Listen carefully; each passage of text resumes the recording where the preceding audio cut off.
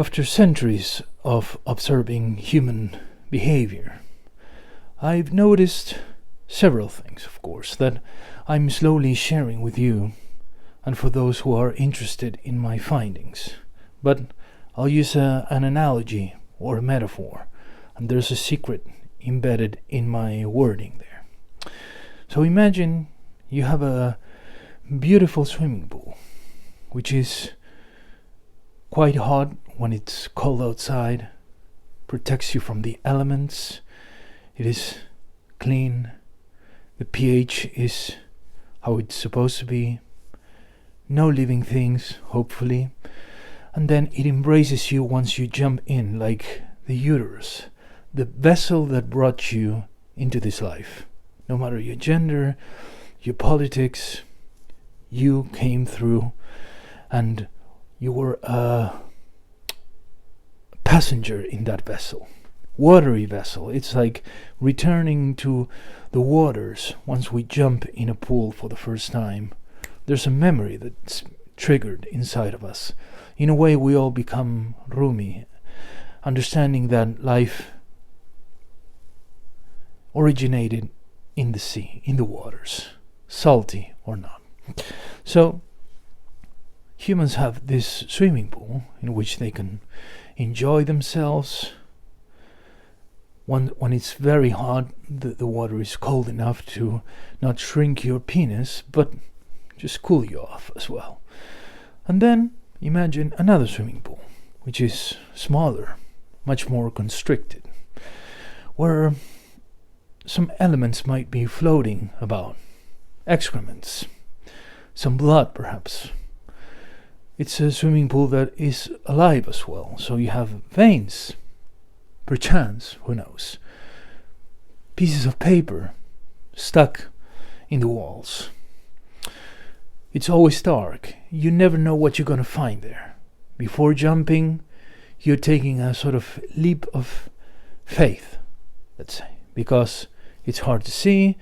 It only has room for one. Whereas the other swimming pool, depending on the circumstances, can fit 2 or 3 at the same time.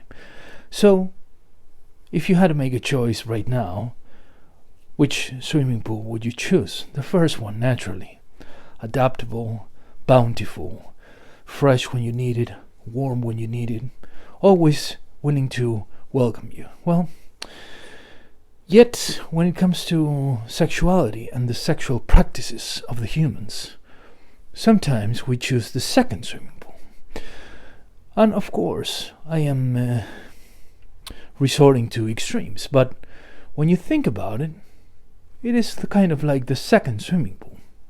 There might be toilet paper there, loosened remnants of the last bowel movement, depending on the urgency and the preparation that ensued before your visit.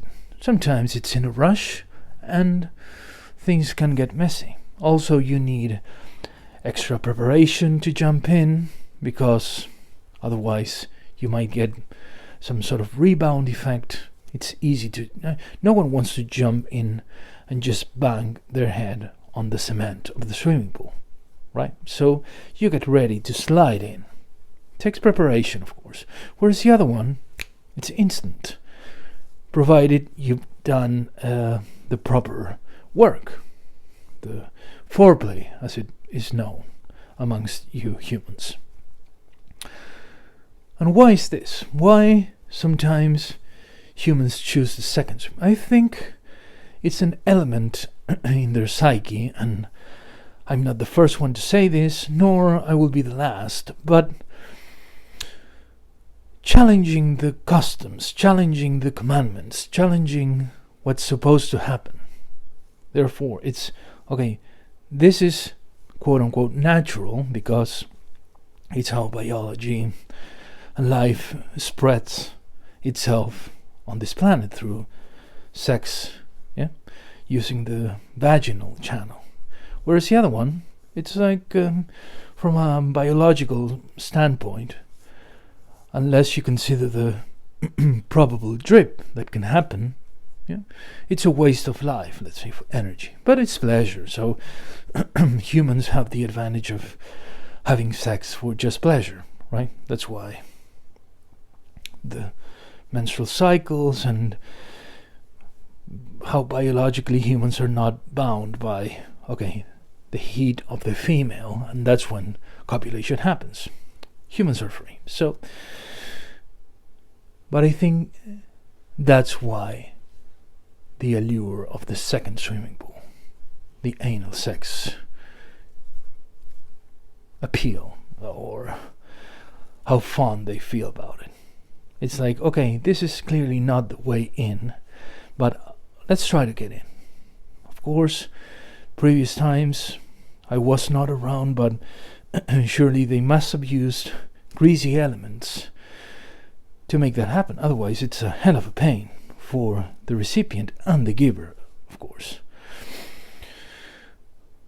There's another element to my theory. I think that exists not the interest in the sexual act itself, but the going against the current, the salmon within us exists since we are children. Because who hasn't been on a escalator that's going down, and then you try to challenge the mechanics of such escalator by climbing up when the mechanics are going downward, right? Say, okay, I'm not supposed to go this way, but I'm gonna beat it.